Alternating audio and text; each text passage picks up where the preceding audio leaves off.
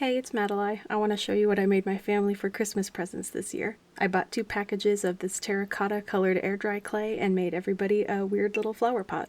This one's kind of got a Salvador Dali thing going on. I started out by just making a normal, classic looking flower pot, and then I squished it around and added some Squidward noses. It's a literal melting pot, so since it's a dad joke, I gave it to my dad.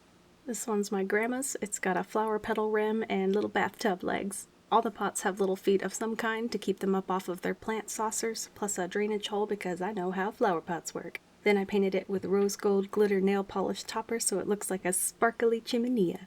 For my sister's pot, I really wanted it to have handles that she could pick it up by, so to help support its weight, I put a little wire armature inside. Fun discovery, air dry clay shrinks and cracks around anything you put inside of it.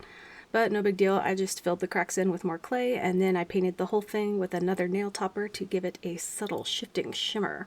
And those handles are dependable as hell. My mom's pot was definitely the most challenging, but the idea made me giggle so much that I had to make it happen. I couldn't really test how it worked while the clay was wet, so I would sculpt a little, wait for it to dry, test it, modify it, repeat. One of the modifications was adding those sort of guardrails to keep the marble from flying off as it rolls down. The marble is just a ball of the same air-dry clay painted with yet another pretty nail topper and some clear sealer.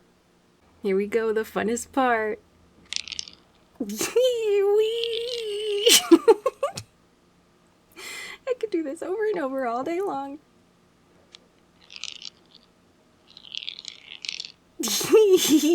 Here it is from another angle.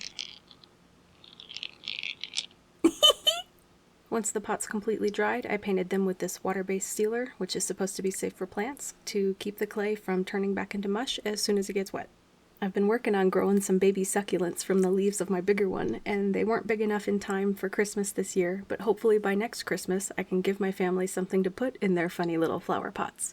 If they want. The pots could also totally just be fancy pencil cups because no one asked for that responsibility.